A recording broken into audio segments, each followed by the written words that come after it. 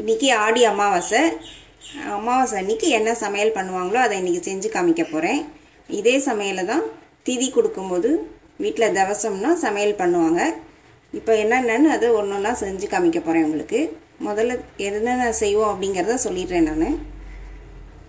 முதல்ல வெண்டைக்காய் சாம்பார். 100 கிராம் பருப்பு வேக வச்சு எடுத்து வச்சுருக்கேன். இதிலே பருப்பு இலையில் வைக்கணும், அதுக்கு தனியாக ஒரு கப்பு எடுத்து வச்சாச்சு. வெண்டைக்காய் ஒரு 100 கிராம் நறுக்கி வச்சுருக்கேன். தக்காளி, வெங்காயம் போடக்கூடாது இன்றைக்கி. வெங்காயம் பூண்டு ரெண்டுமே சேர்க்கக்கூடாது. புளி தண்ணி, சாம்பார் பொடி, மஞ்சள் பொடி, கருவேப்பிலை.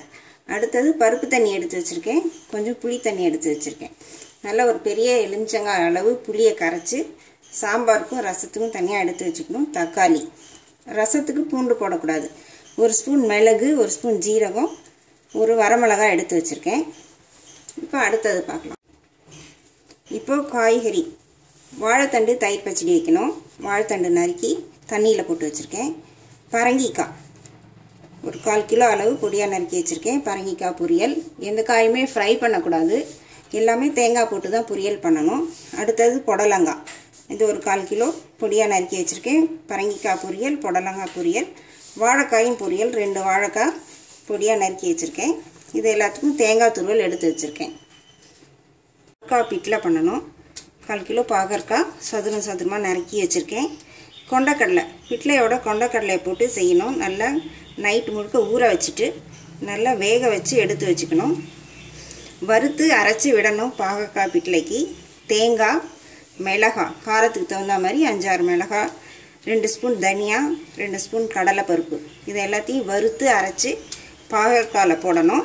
கடைசியாக இறக்கும்போது வெல்லம் போடணும். பாகற்காய் பிட்லைக்கு தேவையானது. அடுத்தது நார்த்தங்காய் பச்சடி வைக்கணும். அதை எடுத்து 2 நார்த்தங்காய் பொடியாக நறுக்கி வச்சுருக்கேன். தாளித்து கொட்டி வேக வச்சு வெல்லம் போட்டு இறக்கணும். வடை, உளுந்து வடை தான் பண்ணணும். மிளகு போட்டு உளுந்து வடை பண்ணுறேன். பச்சை மிளகாய் இஞ்சியும் போட்டு கூட வடை அரைச்சிக்கலாம். அப்புறம் பாசிப்பருப்பு பாயாசம், ஒரு 200 கிராம் பாசிப்பருப்பு எடுத்து வச்சுருக்கேன். இதை நல்லா வறுத்துட்டு குழைய வேக வைக்கணும். தேங்காய், இதை நல்லா விழுதாக அரைச்சி விடணும். வெல்லம், பாயசத்துக்கு தகுந்த ஒரு 200 கிராம் வெல்லம் எடுத்து வச்சுருக்கேன். நெய்யில் முந்திரி பருப்பு வறுத்து போடணும். பாசிப்பருப்பு பாயாசம். எள்ளு சாதம், எலுமிச்சம்பழம் சாதம் பண்ணணும். எள்ளு எடுத்துருக்கேன், 50 கிராம் எள்ளு. நல்லா வறுத்துட்டு ஒரு மிளகாயும் இதோட போட்டு வறுத்து பொடி பண்ணணும் எள்ளு சாதத்துக்கு. அப்புறம் சாதத்தில் கலக்கணும். கடுகு, உளுத்தம்பருப்பு, கடலைப்பருப்பெல்லாம் தாளித்து கொட்டி. அடுத்தது எலுமிச்சம்பழம் சாதம் பண்ணணும். அதுக்கு எலுமிச்சம்பழம் 2 நறுக்கி வச்சுருக்கேன். எல்லாம் தாளித்து கொட்டி கடுகு, உளுத்தம்பருப்பு, கடலைப்பருப்பு, மிளகாய் தாளித்து மஞ்சத்தூள் போட்டு எலுமிச்சம்பழம் சாதம் பண்ணணும். அப்புறம் வடை போட்டதுக்கப்புறம் அப்பளம் பொரித்து வைக்கணும். இப்போது வறுத்து அரைக்கிறதுக்கெல்லாம் முதல்ல எடுத்து வச்சுக்கலாம். வறுத்து எள்ளு சாதத்துக்கு எள்ளு, அதோட ஒரு வரமிளகாய் போட்டு எள்ளு படப்படன்னு வெடிக்கணும். வறுத்து எடுத்து வச்சுக்கலாம்.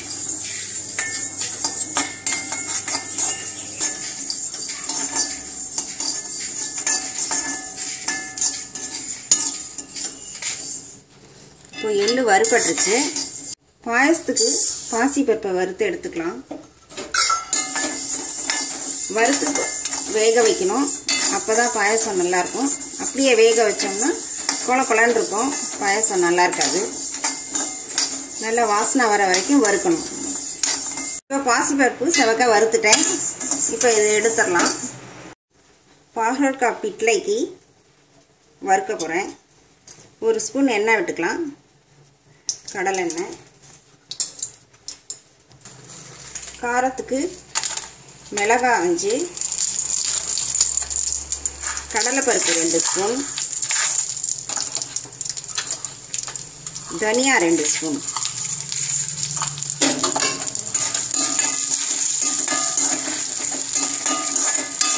இது நல்லா வறுத்துக்கிட்டு தேங்காய் துருவல் இதோட போட்டு வறுத்து எடுக்கணும்.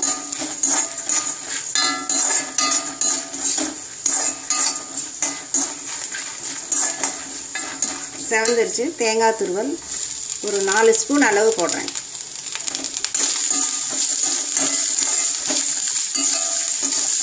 இதை ஆற வச்சு நல்லா அரைச்சிக்கணும் மிக்ஸியில் விழுதா.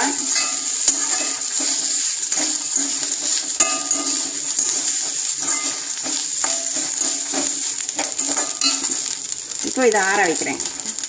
வாழைத்தண்டு தயிர் பச்சடிக்கு வாழைத்தண்டை நல்லா கழுவிட்டு 2 தடவை, அப்போ தான் வெள்ளையாக இருக்கும். தண்ணியில் தனியாக இண்டக்ஷன் ஸ்டவ்வில் வேக போடுறேன்.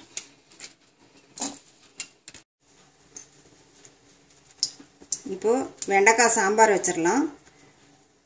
1 ஸ்பூன் எண்ணெய் விட்டுருக்கேன். 1/2 ஸ்பூன் வெந்தயம்.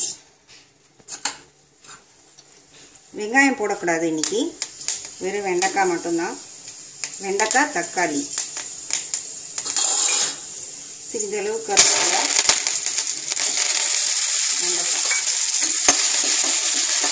வெண்டைக்காய் நல்லா வதக்கிட்டு புளி தண்ணி, சாம்பார் பொடி, உப்பு, மஞ்சள் பொடியெல்லாம் போட்டு நல்லா கொதிக்க விடணும். அதுக்கப்புறம் தான் பருப்பு தண்ணி விடணும். வெண்டைக்காயை பருப்பு தண்ணியில் வேக வச்சிங்கன்னா சாம்பார் கொலக்கொலான்னு இருக்கும். அதனால் அந்த மாதிரி செய்யக்கூடாது.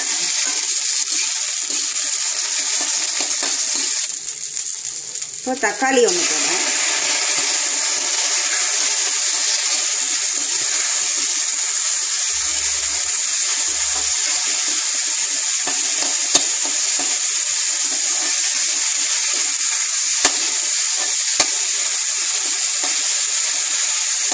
இப்போ புளி தண்ணி விடுறேன்.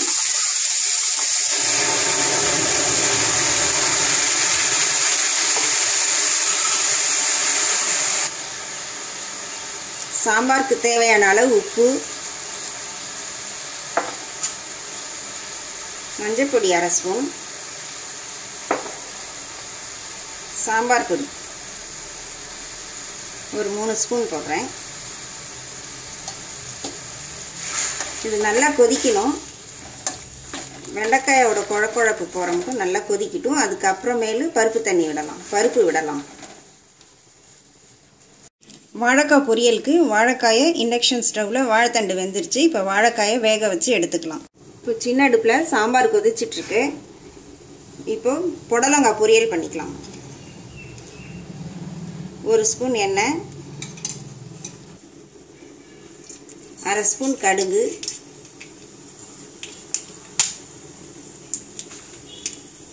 1/2 ஸ்பூன் உளுத்தம்பருப்பு, 1 வரமிளகாய், சிறிதளவு கருவேப்பிலை,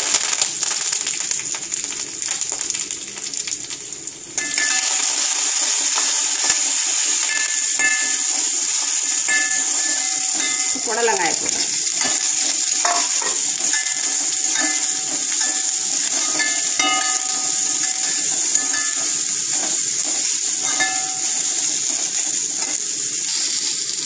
புடலங்காய்க்கு இப்படி அளவாக தண்ணி தெளித்தா போதும். 2 கை தண்ணி தெளிப்பேன். கொஞ்சம் வேகட்டும். வெந்ததுக்கப்புறம் உப்பு போட்டுக்கலாம். இப்போ இதை மூடி வைக்கிறேன். நல்லா 5 நிமிஷம் கொதிச்சிருச்சு. இப்போ பருப்பு தண்ணி விடுறேன். பருப்பும் தண்ணியும் கலந்து விடுறேன். இது நல்லா கொதிக்கணும்.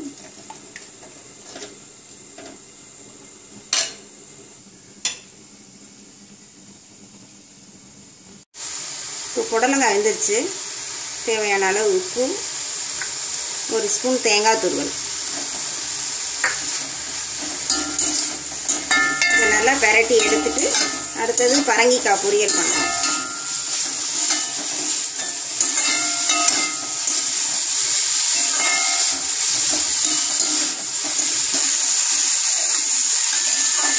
இப்போ புடலங்காய் பொரியல் ரெடி ஆகிடுச்சு. இதை இறக்கிடலாம். இப்போ 1 ஸ்பூன் எண்ணெய் விடுறேன். அதே சட்டியில்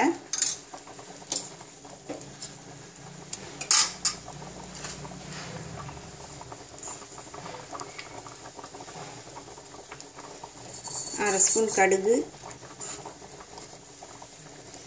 வெடிக்கட்டும். 1/2 ஸ்பூன் உளுந்து,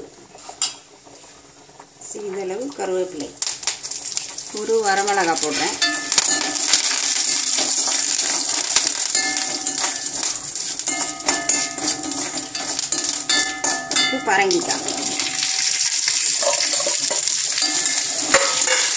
பரங்கிக்காய்க்கும் அளவாக தண்ணி வைக்கணும். ரொம்ப தண்ணி வச்சுட்டா குழ குழன்னு போயிடும். ஒரு தடவை கிளறிட்டு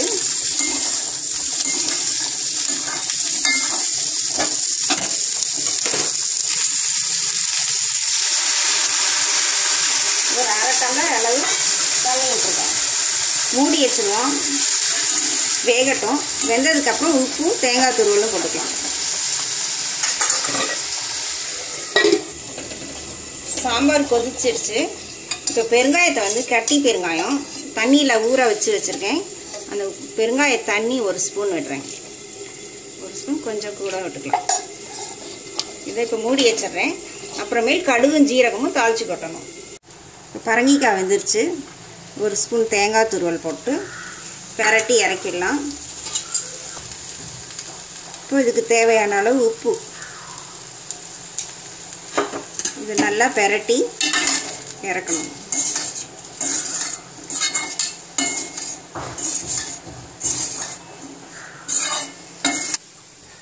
நார்த்தங்காய் பச்சடிக்கு சின்ன அடுப்பில் நார்த்தங்காயை வேக போட்டிருக்கேன். அது நல்லா வேகட்டும். வெந்ததுக்கப்புறம் வெல்லம் போடணும். இப்போ வாழைக்காய் பொரியல். ஒரு ஸ்பூன் எண்ணெய் விட்டுருக்கேன்.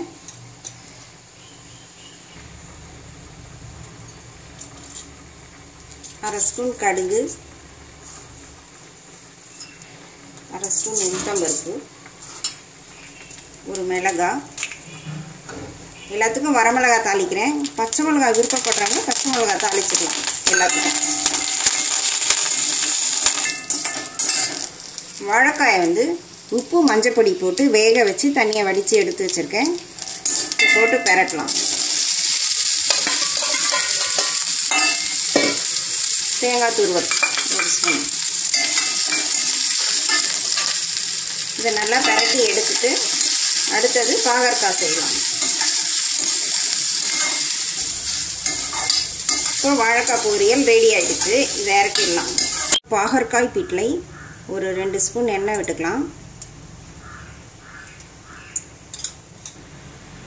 கடுகு அரை ஸ்பூன்,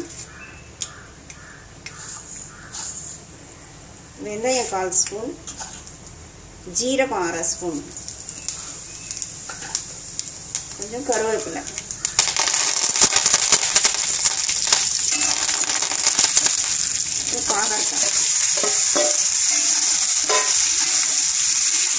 பாகற்காய் வந்து வேக வச்சு தண்ணியை வடித்து எடுத்துக்கணும். இல்லாட்டி ரொம்ப கசக்கும். இப்போ வேக வச்ச கொண்டைக்கடலை, சிறிதளவு மஞ்சள்தூள். இப்போ அரைச்ச விழுது இதையும் போட்டு நல்லா கொதிக்க விடணும். உப்பு போடணும்.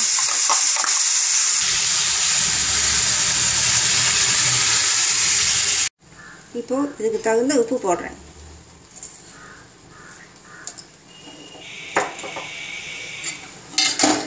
இது நல்லா கொதிக்கணும். கொதிச்சதுக்கப்புறம் இறக்கும்போது வெல்லம் போட்டு ஒரு கொதி விட்டு இறக்கணும். இந்த பச்சை வாசனை போகணும். அரைச்ச விழுதோட வாசனை கொஞ்சம் இதாகணும்.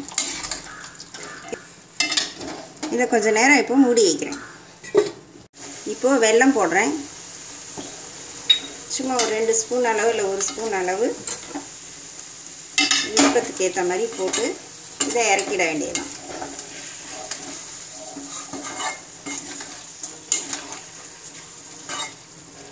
இப்போ நார்த்தங்காய் வெந்துருச்சு.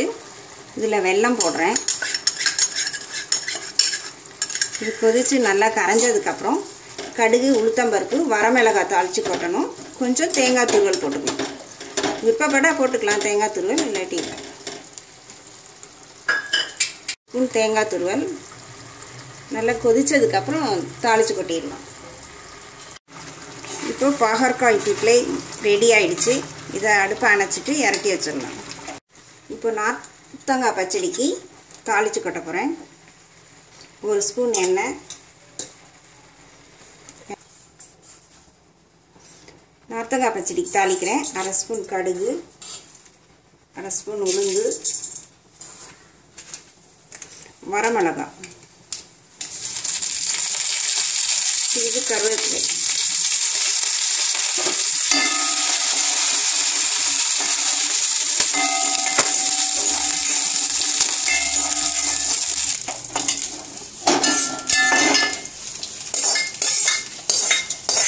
வாழைத்தண்டு தயிர் பச்சடிக்கு கொஞ்சமாக ஒரு அரை ஸ்பூன் எண்ணெய்,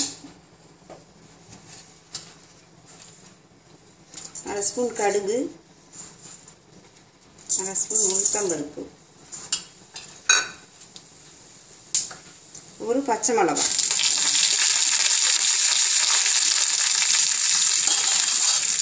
சிறிது கருவேப்பிலை,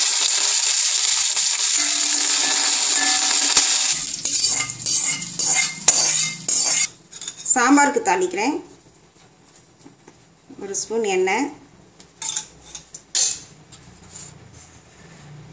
அரை ஸ்பூன் கடுகு,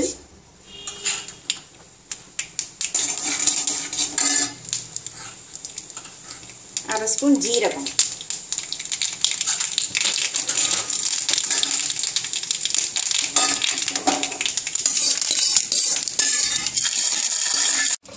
இப்போ பருப்பு பாயாசத்துக்கு பாசி பருப்பை நல்லா வறுத்துட்டு குக்கரில் போட்டு வேக வச்சு எடுத்து வச்சுருக்கேன். இதில் வெல்லம் போடுறேன். ஒரு 200 கிராம் வெல்லம். வெல்லம் நல்லா கரையணும். இது நல்லா கொதிக்கட்டும். தேங்காய் எடுத்திருக்கேன். நல்லா ஒரு அரை மூடி தேங்காய். இதை மிக்சியில் போட்டு விழுதாக அரைச்சி எடுத்துக்கணும். இதோட ஒரு ஸ்பூன் பச்சரிசியும் ஊற வச்சு அரைச்சி விழுதாக அதில் ஊற்றலாம். பாயசம் ரொம்ப கொல கொலன்னு திக்காக இருக்கும், குடிக்கிறதுக்கு நல்லா இருக்காது. அதனால் வெறும் தேங்காயை மட்டும் நான் அரைச்சி விடுவேன். அரை மூடி தேங்காயை அரைச்சி விடுறேன். இப்போது இந்த அடுப்பில் ரசம் வச்சுக்கலாம். ஒரு அரை ஸ்பூன் நெய்,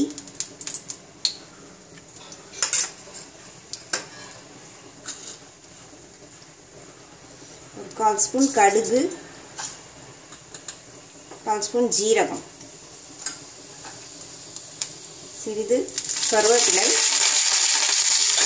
மிளகு, ஜீரகம், மிளகாய் இதை பொடி பண்ணி வச்சுருக்கேன். அதையும் போடுறேன். இது லேசாக வறுத்துட்டு புளி தண்ணி, தக்காளி இதை நல்லா கொதிக்க விடணும். உப்பு, மஞ்சள் பொடி போடணும். இதுக்கு தேவையான அளவு உப்பு,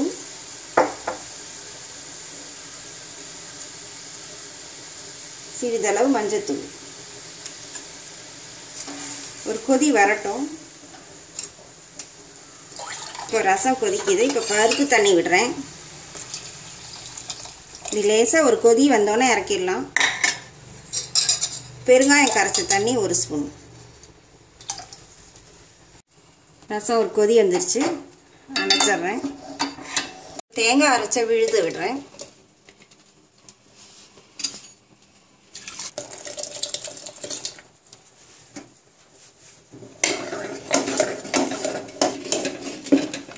நல்லா கொதிக்கணும். கொதிச்சதுக்கப்புறம் நெய்யில் முந்திரி பருப்பு வறுத்து போடலாம். தாளிச்சுக்கலாம். ஒரு 4 ஸ்பூன் எண்ணெய் விடுறேன்.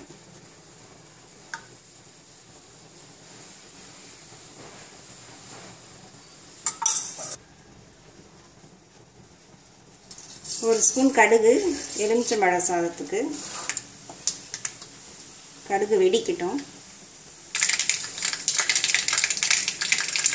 ஒரு ஸ்பூன் கடுகு போட்டாச்சு. அடுத்தது உளுந்து, கடலைப்பருப்பு,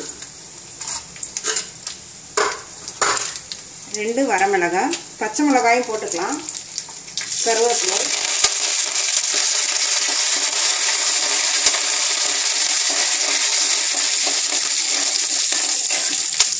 ஒரு அரை ஸ்பூன் மஞ்சள் பொடி போடுறேன். அடுப்பை அணைச்சிட்டு இந்த எலுமிச்சம்பழத்தை பிழியணும். 2 பழம் பிழிகிறேன். சாதத்துக்கு தகுந்த மாதிரி பிழிஞ்சிக்கலாம்.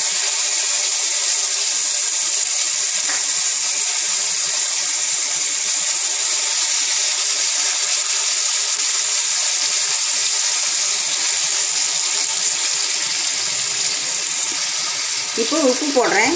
ஒரு 2 ஸ்பூன் உப்பு. சாதத்தை ஆற வச்சுருக்கேன். நல்லா தாம்பாளத்தில் போட்டு நல்லா உதிரி உதிரியாக வடித்து ஆற வச்சு இதில் போட்டு கிளறணும். இப்போ இந்த சின்னதில் பாயாசத்துக்கு தாளிச்சுக்கிறேன். ஒரு அரை ஸ்பூன் நெய், முந்திரி பருப்பு எடுத்து வச்சுருக்கேன்.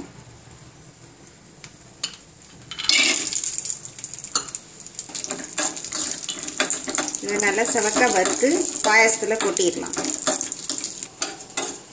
முந்திரி பருப்பு வறுப்பட்டாச்சு. இப்போ பாயாசத்தில் போட்டுறேன். இப்போ எள்ளு சாதம்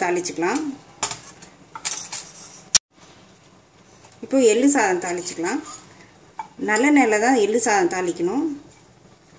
ஒரு 4 ஸ்பூன் நல்லெண்ணெய் விடுறேன்.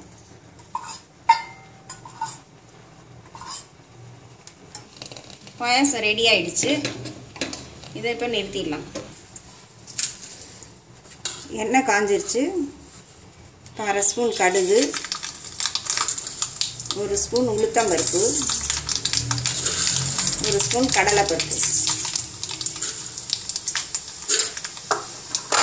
எள்ளில் ஒரு மிளகாயை வறுத்து பொடி பண்ணியிருக்கேன். அதனால் சும்மா முழுசாக ஒரு மிளகாய் போட்டுட்டு கருவேப்பிலை போடணும். இதை தாளிச்சாச்சு. இந்த எள்ளு பொடி, தாளிதம், இதில் உப்பு சாதத்தில் போட்டு கிளறணும். சமையல் எல்லாம் முடிஞ்சிருச்சு. கடைசியாக வடை போட போகிறேன். வடையும் போட்டுட்டு அப்புறமேல அப்பளம் பொரிக்கணும். உளுந்து நல்லா ஊறிடுச்சு 1 மணி நேரம். இதை கிரைண்டரில் அரைச்சி வடையாக தட்டி எடுக்கலாம். இப்போ எண்ணெய் காஞ்சிருச்சு. உளுந்து வடை போடுறேன். இந்த மாதிரி நடுவில் ஓட்டை பண்ணி தான் வடை போடணும்.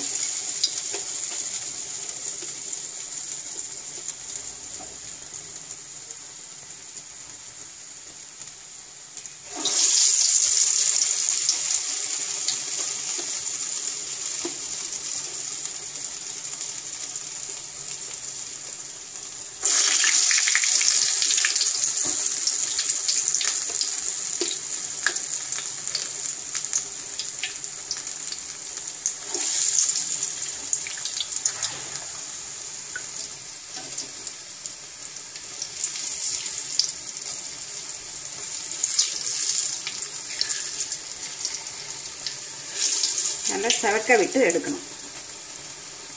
வடை போட்டு முடிச்சதுக்கப்புறம் அப்பளம் பொரித்து எடுத்துக்கலாம்.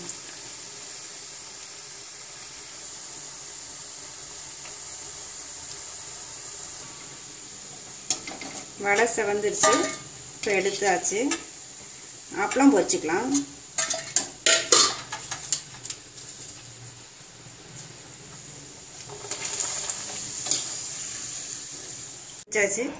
சாப்பிட்றதுக்கு முன்னாடி தயிர் பச்சடி கலந்துக்கலாம். இதுக்கு தேவையான அளவு உப்பு போடுறேன். தயிர், கெட்டி தயிர்.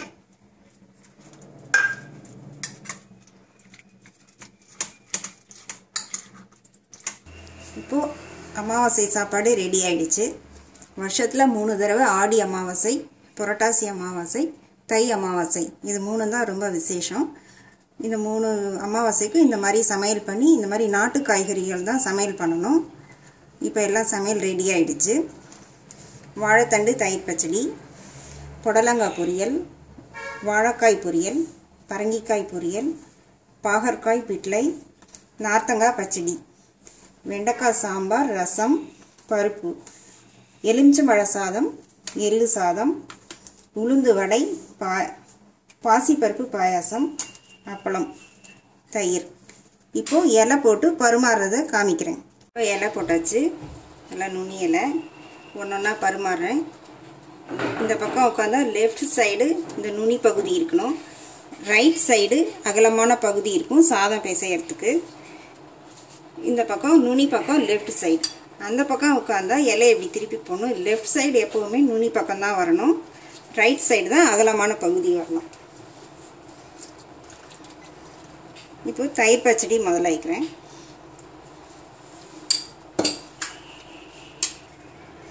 அடுத்தது புடலங்காய் பொரியல். காரம் போட்டு எந்த காயும் ஃப்ரை பண்ணக்கூடாது, அதனால் எல்லாமே பொரியல் தான் பண்ணணும். வாழைக்காய் பொரியல், பரங்கிக்காய் பொரியல்,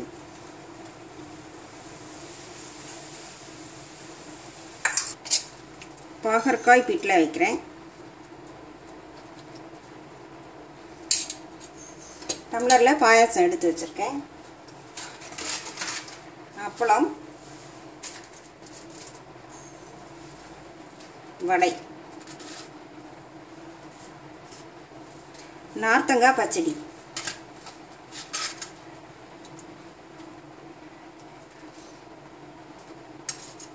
அமாவாசை திதி கொடுக்கும்போது ஊறுகாய் வைக்கக்கூடாது. ஊறுகாய் வந்து பழசு, அதனால் ஊறுகாய் வைக்கக்கூடாது. இந்த கார்னரில் பருப்பு வைக்கிறேன்.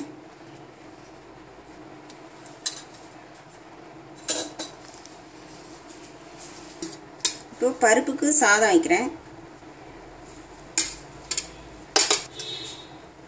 அப்புறம் நெய் விடணும் பருப்பில்.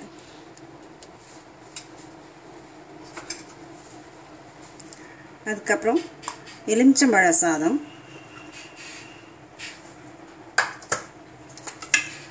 அது சாப்பிட்டு முடிச்சதுக்கப்புறம் எள்ளு சாதம்.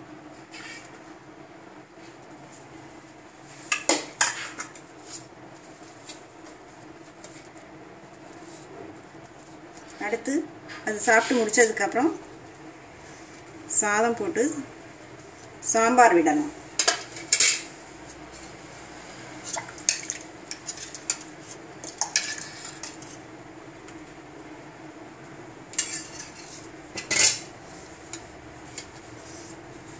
அடுத்து ரசம்.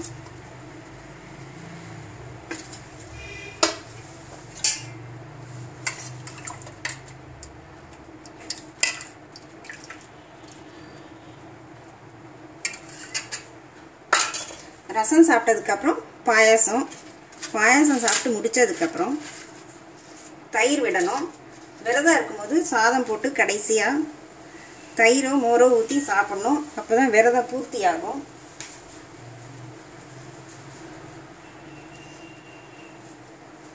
அமாவாசை திதி இதெல்லாம் கொடுத்ததுக்கப்புறம் விரதம் இருக்கிறவங்க முதல்ல அவங்க சாப்பிட்டதுக்கப்புறம் தான் மற்றவங்க சாப்பிடுவாங்க.